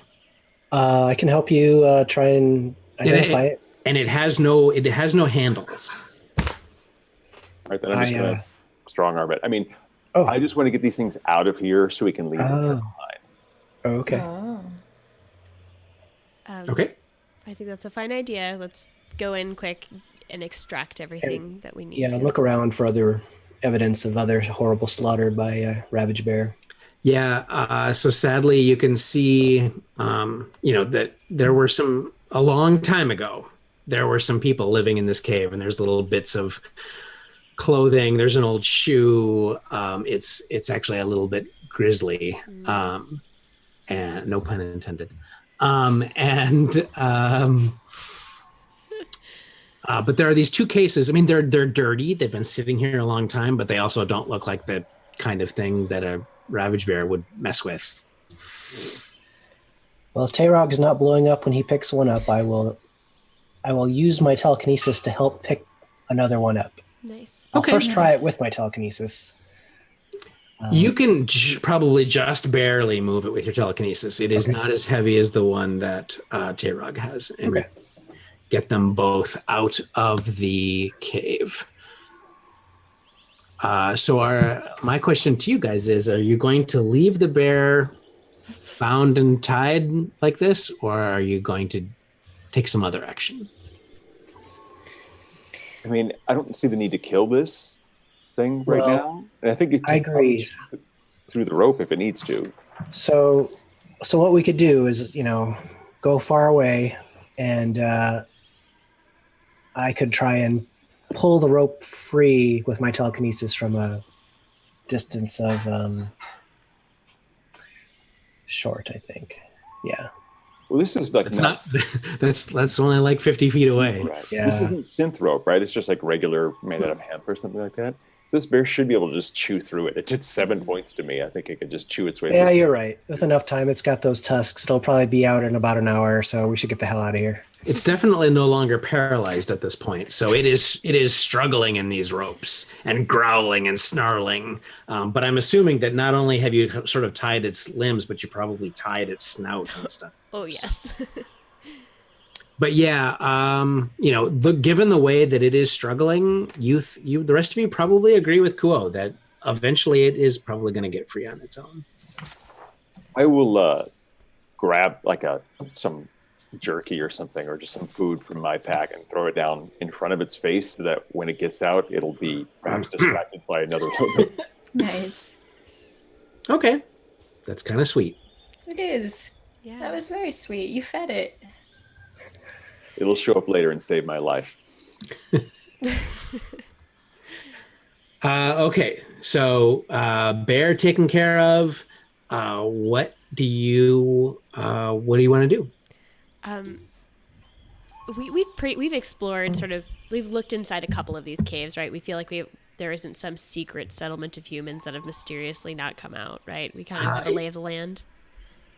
You tell me if you want to take time to go over this area more closely, you can, but this seems like Kin and Tayrog seem to indicate that this was the cave that people were going to.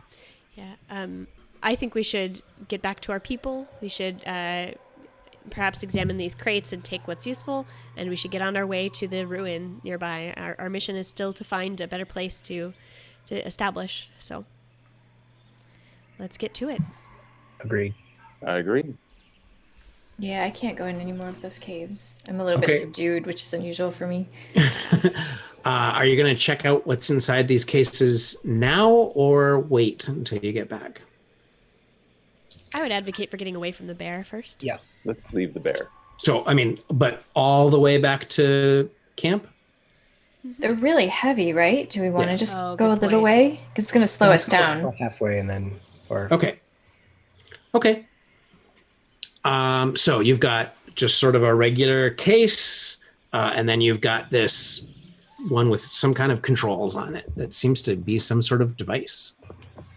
I am also not specialized, but I'm trained in understanding Numenera.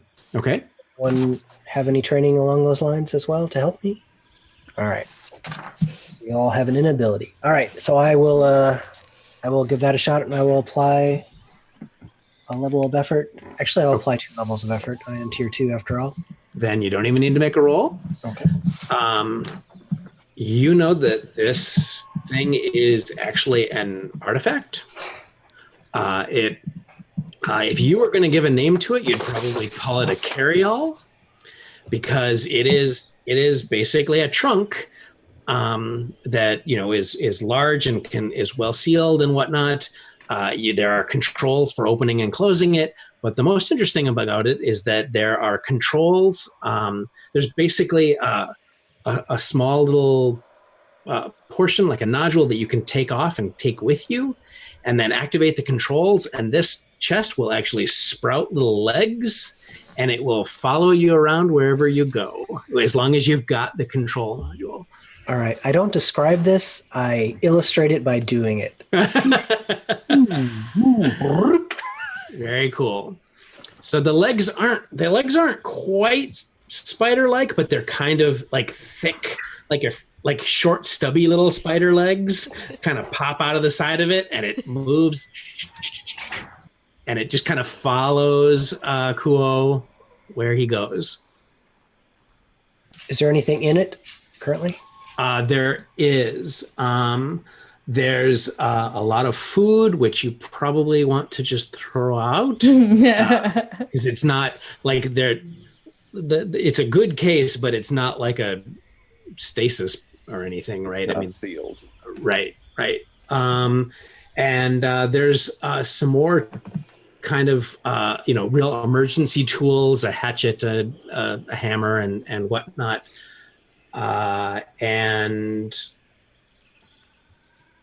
there is wrapped in some almost silken sort of wrappings, there's what looks like an adhesive patch that you think might also be of Numenera interest. I'll try and decipher that with understanding Numenera. Okay. I'm only going to apply 1 level of effort to this task. Okay, then you will need to make a roll. I'm gonna use an XP. Well, you can just use another level of effort to retry too. Just all right, I will do that. I just want so you remember and don't necessarily use up all your resources. Okay, I will apply another level of effort. Okay, Levels of effort, and then you need to make a retry roll. 7. I mean, I actually didn't even ask you what you got. What did you roll? I rolled a 2, not a 1. Okay, yes, so that's a failure. Yeah, but I roll a 7 on the second one with 2 levels of effort for trying again. Okay. Yeah, you know that this is a rejuvenator. Basically, you slap this on your skin, and you would recover 6 points of might. Not bad. I get all excited and reach into my pouch. I have one of those too. Does anyone have a slot Same open? thing, patch. I do, because I created the instant shelter. Please take it. I don't have any. All right, those are some good finds. Very helpful. Is there any? The other case, which is just sort of a standard, it's a good. It's not a Numenera device, but I mean it's a good sturdy case, probably worth keeping. Has yet more food, and yet more sort of mundane tools, but it also has a belt that has some interesting looking device that is attached to it. And in the interest of expedience, and this one is pretty simple. You know that basically this one, you can activate this and the wearer will just be kept warm regardless of the surrounding conditions. Can we hold on to that for now and see if one of the other 6 people in our group wants to hold on to it? Oh, because you I have a slot. don't. Oh, I okay. do too. Oh, actually, I guess I don't because my grafted one actually counts as one. I forgot. Okay, so Elden, you take the warmth belt. Mm-hmm. Okay, cool. Well, so the bad news is that just as you are getting back toward camp, you encounter another ground storm. And so that is going to be speed defense rolls all around. I yell for our people, everyone except the 2 who I signed to the pack animals. Everybody else try to get into the shelter if you can. Okay. Right? Yeah, you think that you probably are within shouting distance of the camp. You can't quite see it, the trees and everything, but if you shout, they probably will hear you. Perfect. Yep. I give them warning and then start speed defending, I guess. Okay. I'll spend a level of effort. And I roll an 11. I'm sorry, what did you say? What did you get, Darcy? I rolled an 11 and with 1 level of effort eased. Okay. That you'll take just the 1 point of damage then. Mm-hmm. Sean, you were going to say something? Can I do something a little weird and kind of combine, can I use foil danger to jump up against a tree and grab it and have it wrap me up in all of its stuff so I'm protected? I can buy that you could try to do that because you know the way this works now, right? It goes up and then it comes back down again. But it kind of comes, well, there is a little bit of warning. There is a little bit of vibration, and you know what the vibration means this time. So what I would like you to do is I'd like you to effectively make an initiative roll to see if you can attempt that action quickly enough. All right. Well, my rolls have been pretty poor today. We'll see. 17, though. Okay, Hey. So great. Yes, you can try that. You can basically try to grab onto the tree before the tree exudes all of its protective stuff. Someone in chat has dubbed me Tayrog now. So, but I need you to make the foil danger then for that. Right. Okay. And I'll apply a level of effort. And I rolled an 11. Okay. That is going to be with your level of effort. That is going to succeed.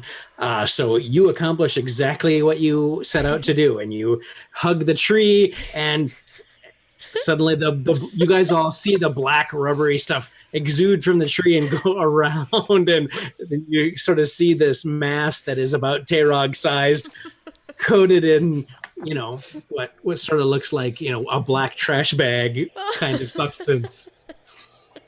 Carbonite, Tayrog. Yeah. What are the other 2 of you get? Cool. Oh, sorry, go ahead. Oh, sorry. I was going to say, can I make an initiative roll too for that to do my Sure. encouraging presence? Good call. Oh, okay. So I rolled a 15. Okay, great. And then encouraging presence is where I yell, "Good job, Tayrog, everybody jump!" and give everyone an asset on their defense rolls. Okay. But I rolled a 5 for that. For your Well, you actual don't need to roll. Oh, I just spent ability. points. Cool, Yeah. cool. But unfortunately, the 5 was probably your defense roll then. That seems right. Again, so focused on helping us.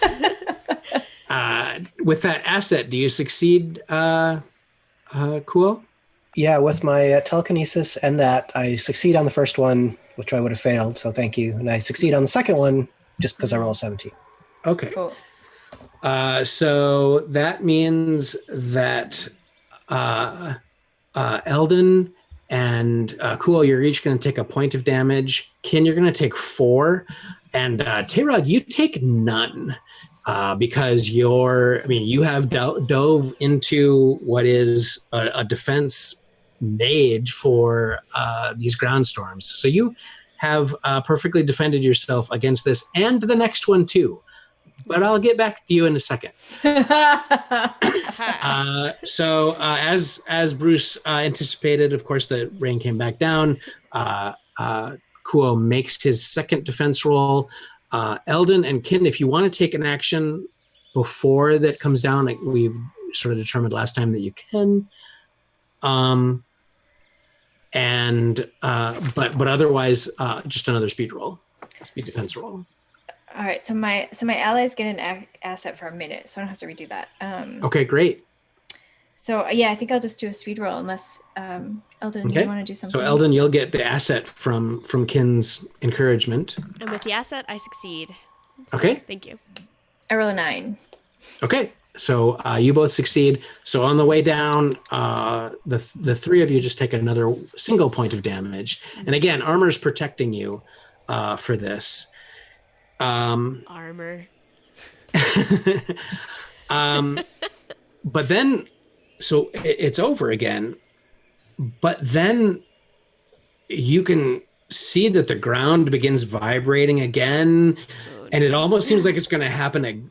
It's going to happen yet again, but then it subsides.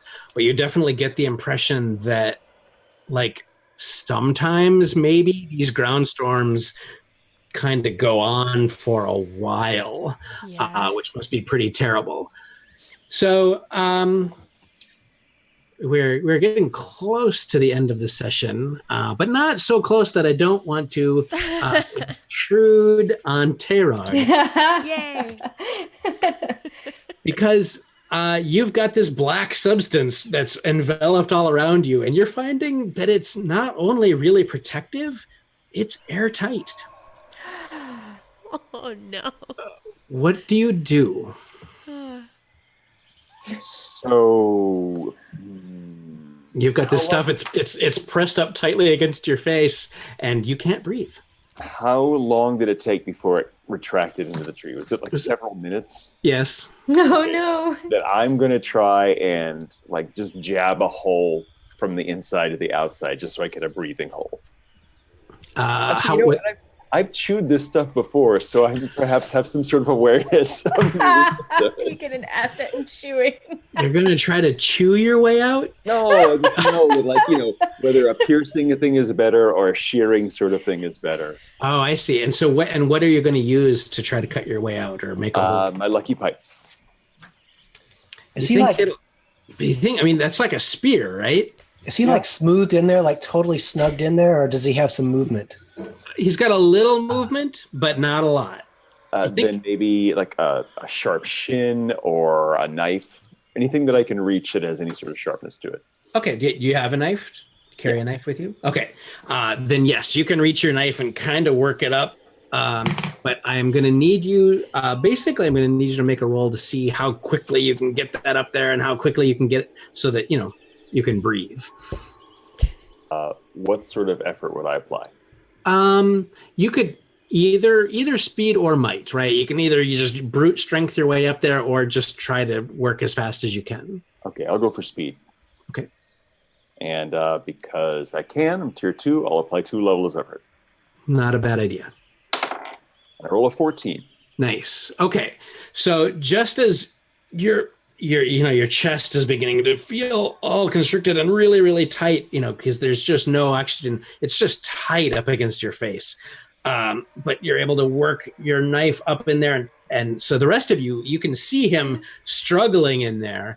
You're not exactly sure how to go about like helping him because of course, any knife or blade or anything in there is going to poke right into him. But then you see just the point of a knife kind of up by where his face is just cut through this rubbery stuff and it makes a small hole. But then it kind of begins to sort of retract, like it's just so taut and whatnot. But eventually, before it it causes you any real serious damage, the tree just pulls it all back in. But when it does that, I mean, it's so tight against your face that it kind of rips some of your skin away as it pulls back in. So you're going to take a point of damage from that. And armor is not going to help you with that one. That's horrible. Yeah, I don't have armor on my face, so I've got a big welt on my face now. We should fix that in the future. Red looks good on you. It's okay. Yeah, it's a battle scar. It's fine. I'm a hero. I'm a warrior. Well, when you make it back to your camp, it does look like most of the people, if they didn't make it in the first round, they made it on the second down deluge. So everyone's a little bit kind of red, and they've got the red marks and everything from this acidic stuff. But nobody is seriously injured. Everyone is a little bit injured. How are the Bora? About the same. Okay. Let's get the hell out of Key, as they say. I wonder where that saying comes from. It's so strange. I would like to write a note to leave in the instant shelter about what happens. Groundswell, at least in whatever we speak, which I think is probably some truth, but since we're beyonders, we might be a little funky, but I definitely probably write a weirdly accented sort of version of the truth. But I'm going to draw. I'm a little better even with visuals than I am necessarily with words. So I sort of sketch a little ravage bear with the caves, and just draw like a very basic, almost like child level map. But like bears up here, don't go there. Take shelter. I try to draw the like rain and up and down. So try to communicate to people who might come here later that this is not a safe place. Okay. So your team has managed to gather up, while you were gone. Not only did they break camp, but they sort of scoured the rest of the old outpost and were able to gather up all the usable materials. They explained that a lot of the stuff that they found, because it had been just lying out, the elements and particularly here, the elements are particularly bad. A lot of it was kind of wrecked, but they recovered some tools and some rope and some packs and various things that could still be of use. Not really anything along the way of food. And so the only thing that they didn't do anything with was the turret. Let's salvage it because it's fixed in place. Okay. I look to Tay. Oh, that's me, because I take stuff apart. I see you know how to do that too. All right. Yeah, I will try and salvage it, and just not looking for any particular type, just whatever we can find. All right. If anyone needs to heal, I'm here and being supportive. Yeah, I think I will heal up, and maybe I'm talking to you and expressing that it is unfortunate that we didn't run into surviving members of the clave, but this is why we come out here to make the place safer. So I don't know what the level of this installation is, but I will apply a level of effort to ease the difficulty. And I'm trained. And you're trained? Okay, so you need to make a roll. I roll a 17. Wow, great. So what you find... so you find 8 shins, or you pull out 8 things that you think you can use as shins. And by the way, there were 12 shins in the shack. So that's a total of 20 shins that you guys came away with. And you can pull out some of the iotum that went into powering this thing and making this thing function. So you managed to get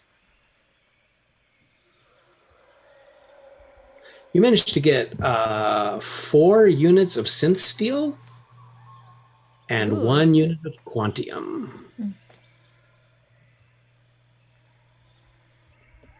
And that would be probably about another 15 units of parts that you can come away with. Cool. We'll keep track of all this. And in fact, if he can, he'll put it all in the carry-all. Nice. There we go. Cool. Okay. Are you going to make us something cool? Well, now that you have those plans that you found in that leather tube, you're pretty sure that at least one of them is for a turret. Yay. So, you can probably, you probably don't have quite all the materials, but you're probably really close in being able to make one of these on your own. Well, when as we're driving back or to the next place, maybe I will just take the time to kind of look through these plans and see if I can't absorb what they are over that period. Okay. And I'll have to read the notes of a different Wright and, figure out their notation and all that stuff. But it definitely takes some time. But yes, you find you've got the plans for the turret.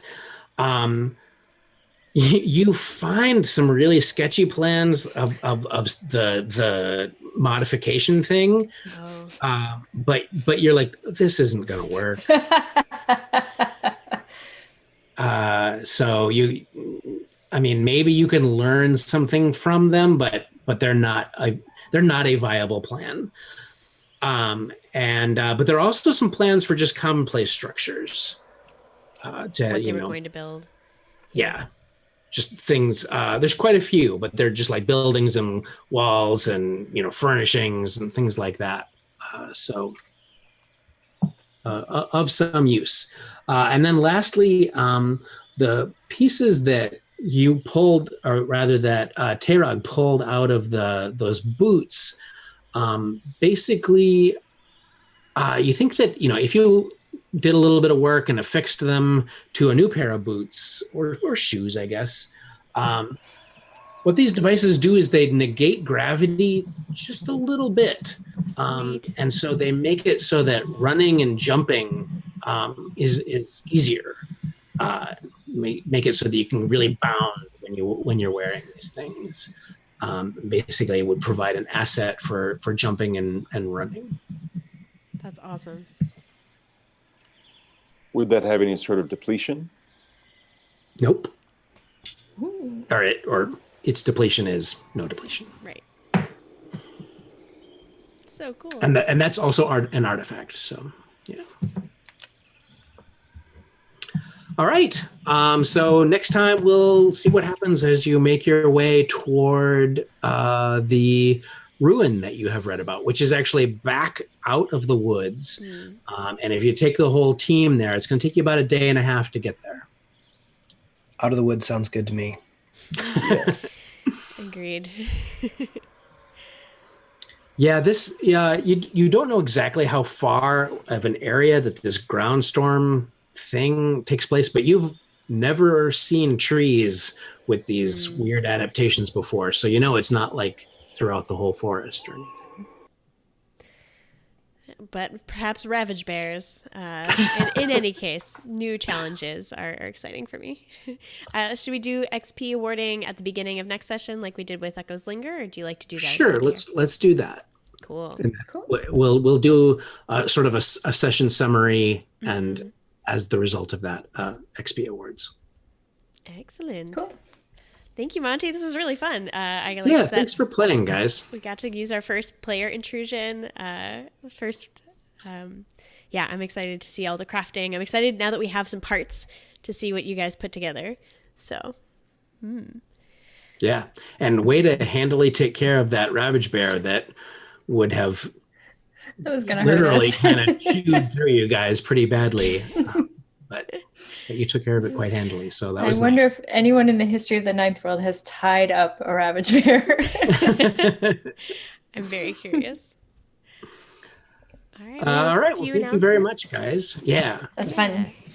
So we have some stuff coming up. Sean, do you want to tell people about Ashes of the Sea? Sure. So we are running Ashes of the Sea, which is a new Numenera adventure. We're running it at Origins in Ohio. And it'll also be available all over the country and outside of the USA as part of Free RPG Day. So find out if your local store is participating in Free RPG Day. And if so, go grab a free copy of Ashes of the Sea and Numenera Adventure.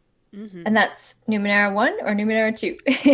It's Numenera Discovery and Destiny. So it's all a preview of the new rules, and there'll be a download link to pre-gens of all 6 types, including the 3 new types from Destiny. And it's free. And the new character sheets. I know. And the new character sheets. They're so pretty. It's you should check it out. It's very sweet. All right, and then we also have, so Origins is going to be exciting because we've got a couple things up for awards. So Shanna, I'm sure, is pretty excited about Predation being up for the Origins awards, and then Expanded Worlds is which is Bruce. You wrote that, right? Was that your lead? Yeah, mainly. Cool. Both of those are up for awards, so stay tuned on that. And what else do we have? Oh, gosh, goodness. We have the finale of The Raven Wants What You Have this Friday. So, oh my gosh, if you haven't caught up, you've still got time. But we are having our final narrative episode of The Raven Wants What You Have this Friday at 7 p.m. Pacific. And then a week after that, we'll have sort of a party show, live show to sort of celebrate its end and take questions. So you'll definitely want to tune in for all of that. Ooh. Oh, and one more thing. So if you're planning on going to Gen Con and you are a Cypher System GM, we still are looking for people to run slots of our Assault on Singularity base adventure, which is kind of a space opera sci-fi thing. And it's really weird and crazy in that there are 6 tables running different parts of the same adventure at the same time, and they're sending messages to each other. So you could actually run the adventure, like run one part of it, and then play it later in the convention, play an entirely different part, and still be a new experience to you. So take a look at our website and sign up if you want to be a GM at Gen Con. We also run a certain number of slots. You get a swag bag with lots of cool stuff, and just check it out. Absolutely. Singularity Base was one of my favorite all-time GM experiences because it's so wild. You have all these tables and crosstalk, and it gets to be a really, really creative kind of set scenarios. So you just get really off-the-wall, delightful ideas coming together. So highly recommended. And of course, you should go see us live we're going to have a live show of The Raven Wants What You Have there. And you'll especially want to come to an evening with Monte Cook Games. We haven't announced a lot of stuff that's happening for that. We've sort of been keeping it a little close to the chest. This is the Gen Con we'll have, Invisible Sun released. So secrets should not surprise you. But it's going to be very special and kind of an unusual event for us. So if you can make it to that one, I highly recommend it. But otherwise, we will see you here again in 2 weeks for session 2 of Bearing the Light. I hope you liked it, and please let people know about it and share it around if you enjoy what you see. Thanks, everybody. Thanks, everybody. Good night. Night. Bye-bye.